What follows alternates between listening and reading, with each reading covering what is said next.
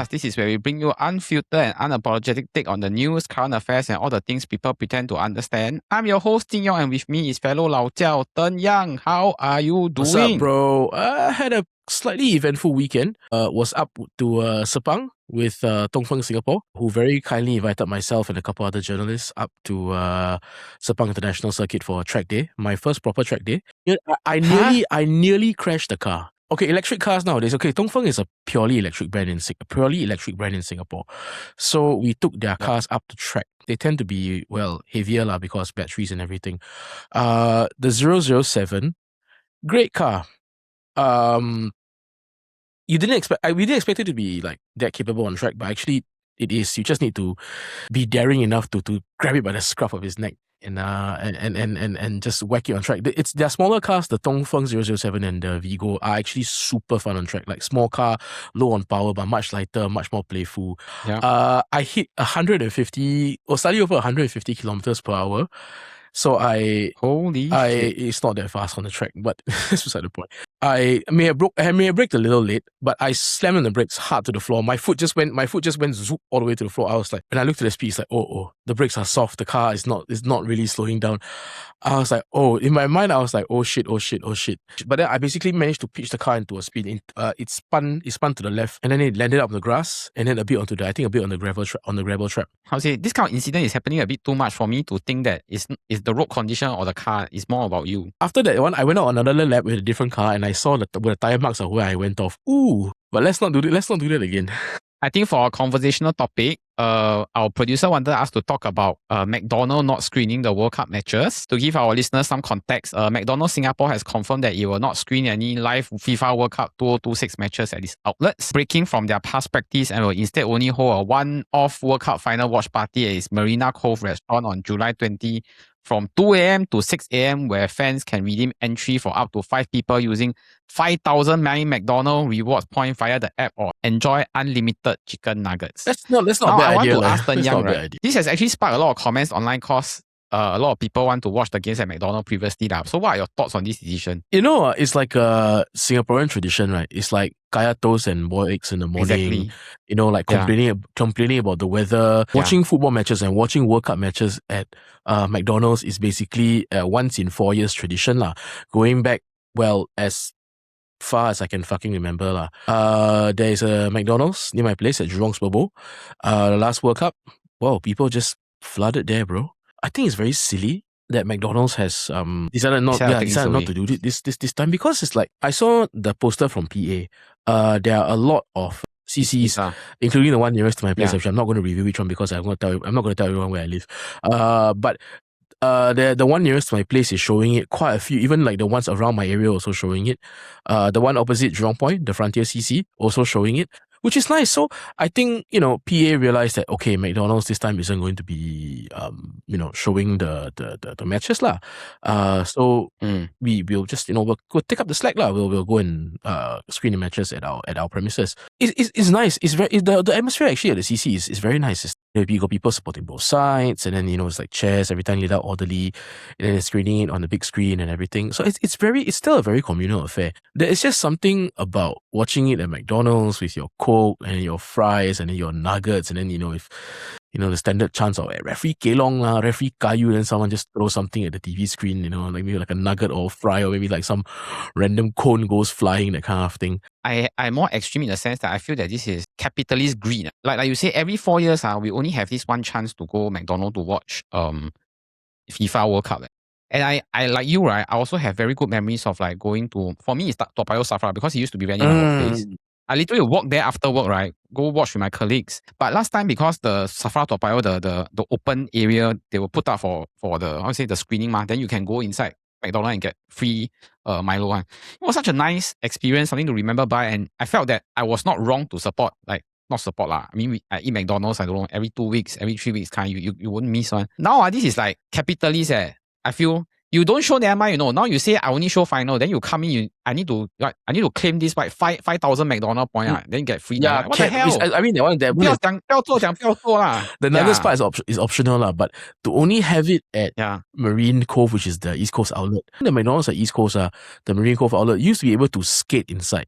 I think that's the one. Yes, then after they went to renovate the whole place, and then they just removed the whole skate through element, which was like, why? It's such a unique aspect of the restaurant. Safety concern my backside lah, please lah. Whichever it is, I don't think it's a positive. I don't think it's a very positive thing for McDonald's Singapore to have done lah. I mean, come on lah, guys. Y'all make so much money from Singaporeans. I mean, how much McSpicy y'all sell in one day? That kind of thing. The amount of McSpicy y'all sell in 1 week can cover the cost of the what, right? Of like the World Cup stuff. But you know what I hate about this most? I'm probably going to eat McDonald's again before the end of this week. I actually thought of having McDonald's. For dinner just now, but in the end I had barbecue because I just didn't feel like having McDonald's. Boo, McDonald's, shame on you. I think suffice to say, me and Ten Yang will probably be watching the FIFA matches at CC's. The World Cup matches, I think we'll be watching at very different CC's. Yeah, because we literally stay at opposite ends of Singapore. Also, this time round, since it's held in like Mexico, US, and Canada, right? The timings are all timings, my God. The timings are all fucked up. Like the earliest match is what? 10, 11 p.m. Still fine, but like a good number of the matches are like 2, 3 a.m. Walao. I mean, unless it's like a crazy, unless it's like a like one of those big country matches, like say Germany against Spain or France and Italy and what's not. Okay, so I'll be doing the segment of the week, random facts. Okay, so I wanted to ask Ten Yang, have you heard of this Wenchuan earthquake that happened in China? I think I may have, but jog my memory. A part in China suffered a Richter scale 8.0 earthquake in 2008 lah. Okay, so of course a lot of buildings came down, a lot of people injured and proclaimed dead. But the reason I bring it up was because I actually watched a movie, the full movie of this that was posted on YouTube and wasn't taken down. Quite surprising. It's about this temple, right? That actually because after the earthquake happened, right, a hospital housing over 100 pregnant women like went to the monastery and say, hey, can you like take us in because like the hospital is down and everything, but your temple is now only the place that everything is still intact and you all have space and everything lah. So at first all the junior monks and all the people said cannot because it's a place of, it's a monastery not supposed to have women, not supposed to see blood. Well, still all these pregnant women, they need to eat nutritious food. That means you cannot eat meat and all these things. But the senior abbot, right, actually came out and say, seeing all these people and not helping them, right, is like the biggest sin of Buddhism. So he actually let them in. They built all the temporary temporary tendages and all this. And then the amazing thing was they stayed for 2 months plus 3 months. So the day before they left the monastery, the number 108 baby was born, which is in Buddhism, 108 is a very, very important number because they say this is the number of trials and tribulations you have to go through to so-called reach nirvana. So they say that this is like the best, this is the best sign that if you believe in Buddhism or not, or if you believe in there's a God, this is the sign to say that actually, they did the right thing lah. So you can go find this. It's actually a very interesting story about how, the monastery broke all rules and then they even cooked like meat for the pregnant ladies.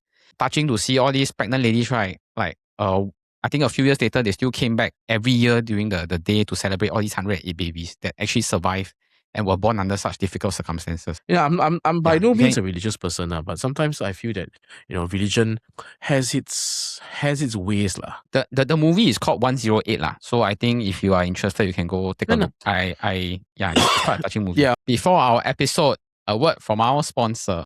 This week's episode of the Chit Chatter is brought to you by our friends at CityMusic, your one-stop shop for all things music and podcast related right here in Singapore. Whether you're picking out your first instrument, upgrading your setup, or starting a podcast, CityMusic has you covered. From guitars, keyboards and amps, microphones and full podcast setups, cameras, lighting and streaming gear, everything you need to create, record and perform at the highest level is all in one place. They also carry a wide range of microphones for every budget. Some of us at the Chit Chatter even use the Zoom ZDM1, a solid podcast mic that delivers great quality and nearly half the price of many popular options. If you're looking to start your own music or podcast journey, be sure to check out CityMusic's website or head down to their store today. A big thanks to our friends at CityMusic for supporting the Chit Chatter. And now back to the episode. So our main news segment, our first news.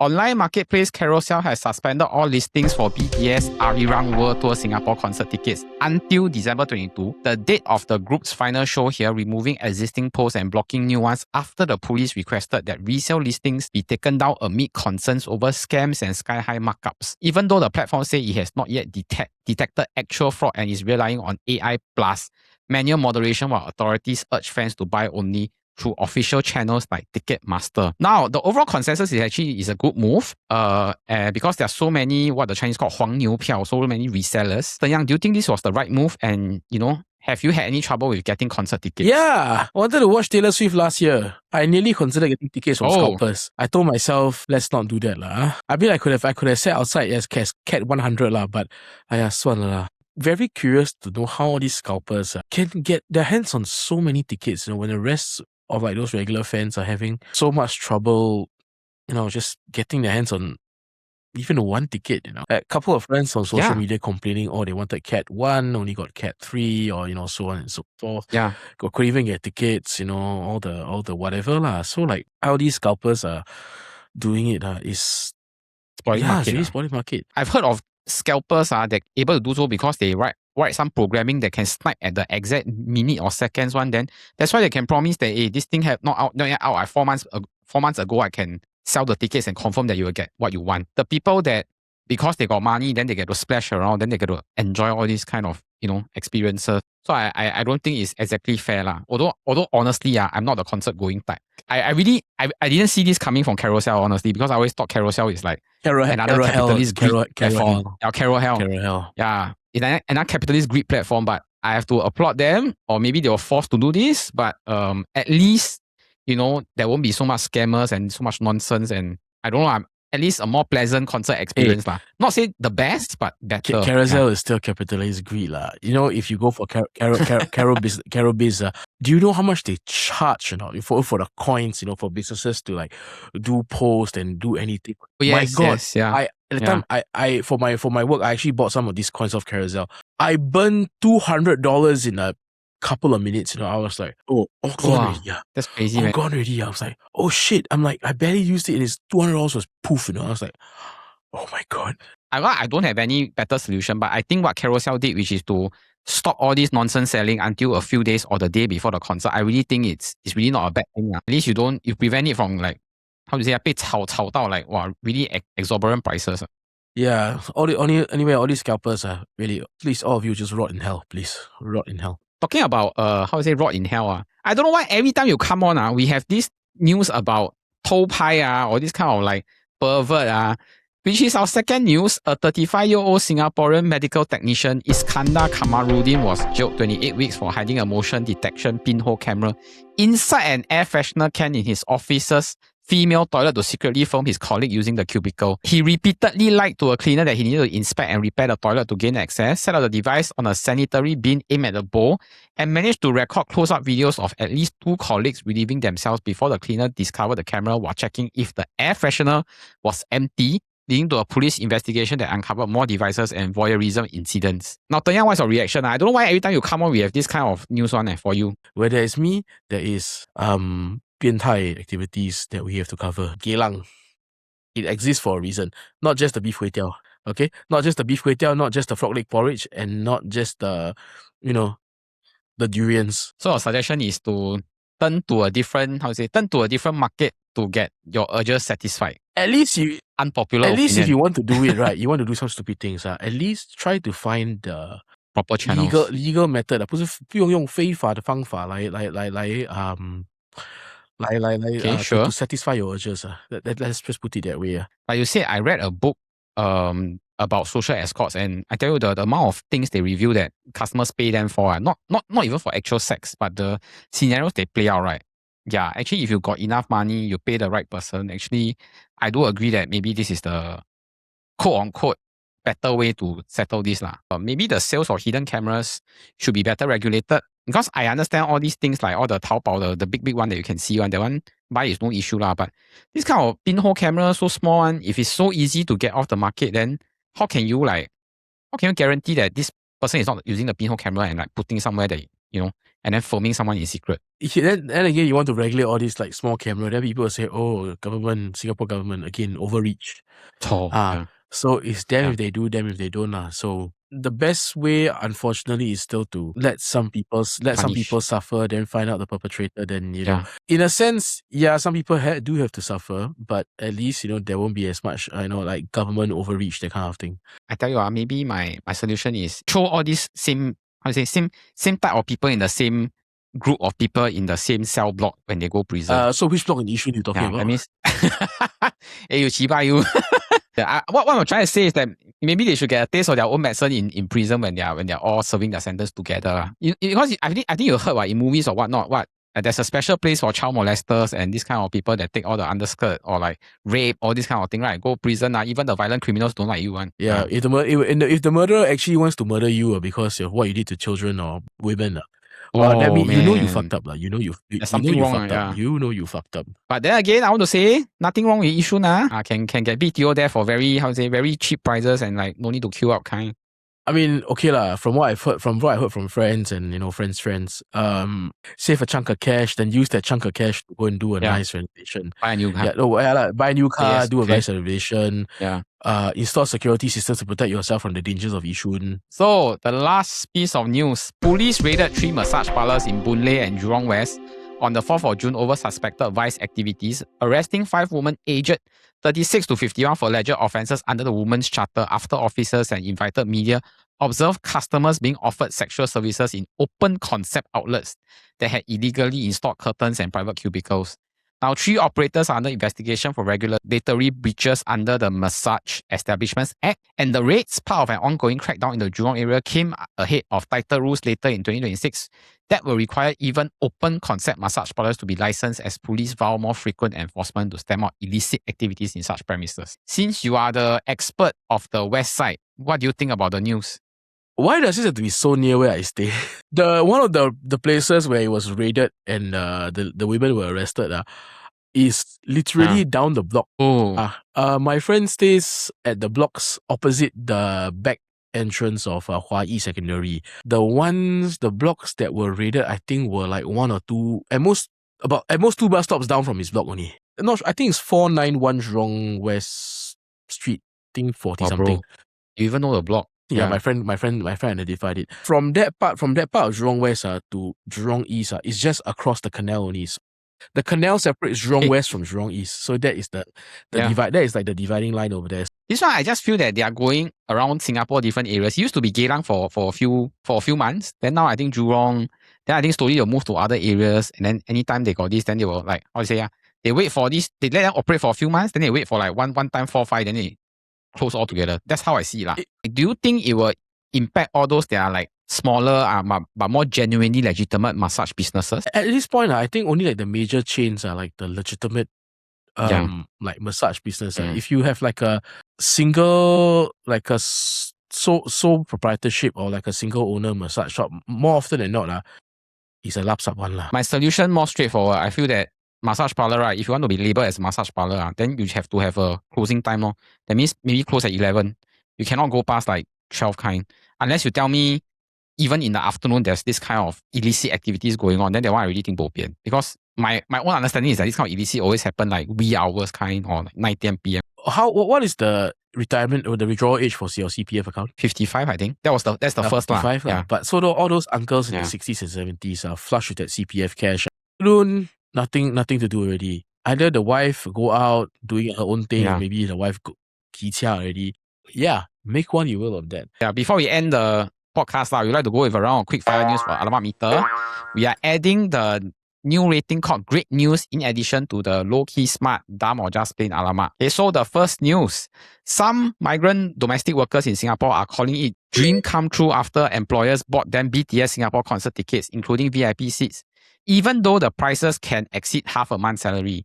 The story highlights employers who surprise long-serving helpers with tickets such as $288 seats to mark 10 years of service, or a salary or advance, to buy a VIP ticket as a way of recognizing their contributions and long-held fangirls' dream.